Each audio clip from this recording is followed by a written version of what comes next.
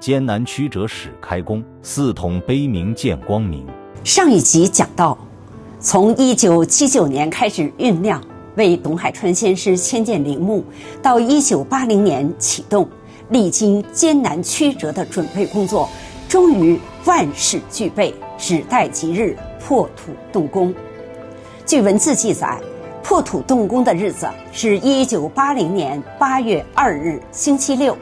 当事人马传旭这样回忆道：组织的有200人去把起坟去。当时城里人没有那么多镐头和铁锨，大多都是和当地村民借用的。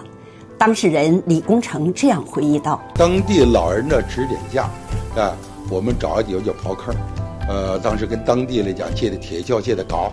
那天一大早，八卦掌各支系的老拳师和传人们怀着无比紧张、敬畏又神圣的心情，来到了东直门外小牛坊村。虽然之前已经勘探了位置，但是还要再探虚实。当事人王彤这样回忆道：我记着第1块碑和第2块碑是我探出来的。探好位置，开始破土动工，工程量很大，可以说非常的困难。首先，石碑特别的重，而且又埋入地下2-3米深。但是尽管困难重重，可是大家信心十足，可以说众志成城。大家从早晨一直干到了中午，不停地挥动着手中的铁锨，轮流上阵，分秒必争，干得大汗淋漓。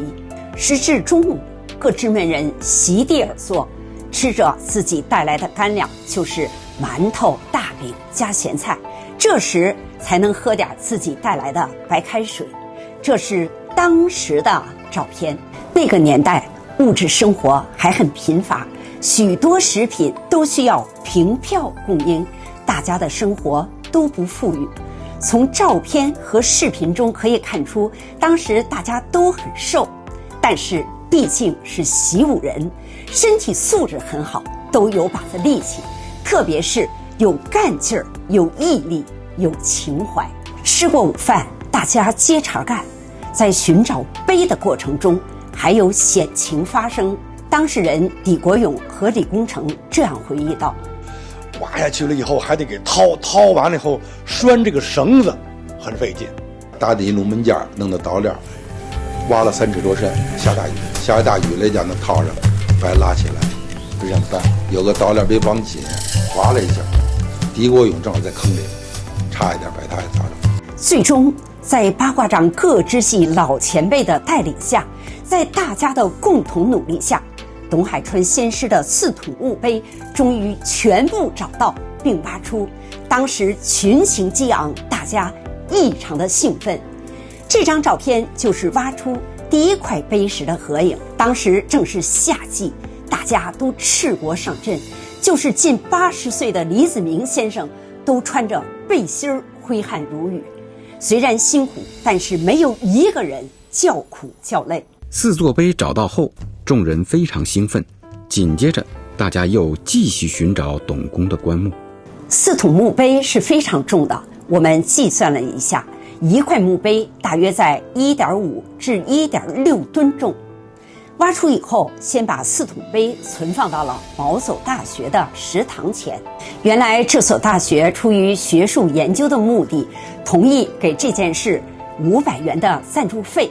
在当时大多数人只挣30几元的年代，500元能做不少的事，起不小的作用。但是事情并不像人们所想象的那么简单。我之前讲过，做一件事，说一句话，总会有人赞同，有人反对。为董海川先师迁墓的这件事也不例外。果然，一波不平，一波又起。4土墓碑存在大学的食堂前，刚过1宿，第2天一件意外的事情就发生了。当时有人向迁坟委员会的主要负责人李子明先生汇报，李老不好了，碑推倒了，还摔断了1块。瞬间议论四起。有人说这事儿没价值没意义，有人说这是四旧，又搞封资修那一套。李子明先生接到这个突然的信息，万分焦急。他想，八卦掌各支系门人历尽千辛万苦，好不容易找到挖出的碑铭，珍贵的历史文物，怎么能够再遭毁损？李老一方面赶紧联系弟子李公成，因为他当时在运输公司做领导工作；一方面让老伴儿寻找家中所有能包裹石碑的用品。李子明先生的夫人谢启华女士是一位特别热情能干的人，听到这个消息也十分的着急，马上翻箱倒柜，拿出了毯子、被套，甚至掀开被单，把铺床的棉垫也拿了出来。这时又将4块平均每块1.5吨重的碑铭拉到了万安公墓暂存。这时大家的心才踏实了许多。但是由于意外情况的发生，由于社会各界不同的声音，由于特殊时期刚刚结束，那所大学也有所顾虑，决定不再给予赞助。下一集继续为您播讲八卦掌重大的历史事件。